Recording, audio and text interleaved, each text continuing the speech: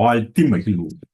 அகத்தவம் ஆண்டின் ஒவ்வொரு நாளும் பிப்ரவரி 21 ஜேம்ஸ் அலன் அவர்கள் புக் ஆஃப் மெடிடேஷன் என்ற அந்த ஆங்கில நூலில் என்ன பயித்துள்ளார் என்பதனை முதலில் தமிழ் மொழியில் ஒரு சொல்லில் காண்போம். பாதை பார்த்து தைத்திடு என்று கரந்துரை சொல்லாக இந்த எழுத்தின் வடிவிலேயே பாதை என்று பார்த்து தைத்திடு என்று கூறலாம். முறையான பாதையை விடாமுயற்சியுடன் தேடுங்கள். முறையான பாதையை விடாமுயற்சியுடன் தேடுங்கள். தம்மை துறப்பது என்பது வெளிப்புற உடைமைகளை துறப்பது மட்டுமல்ல, இது உள்நோக்கிய தீவினையை துறப்பதோடு விலையையும் உட்கொண்டுள்ளது. தன்னை துறப்பதே உண்மையின் வழி என அவர் பதிந்ததை தமிழ் மொழியில் கூறி அவர் பதிந்த ஆங்கில பதிவினை காண்போம்.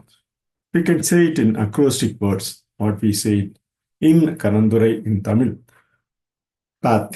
Put accurately tracking hold.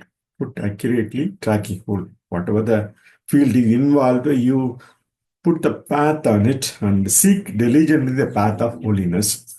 The giving of the self is not merely the renunciation of outward things.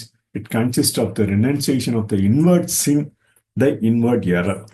The renunciation of self is the way of truth. Renunciation of self is the way of truth. So the path, you find the path in accordance with your accuracy that in your lifestyle, in your accuracy in the tracking hold, what you have in your day-to-day affairs. Seek diligently the path of holiness, what he says on February 21st, 21.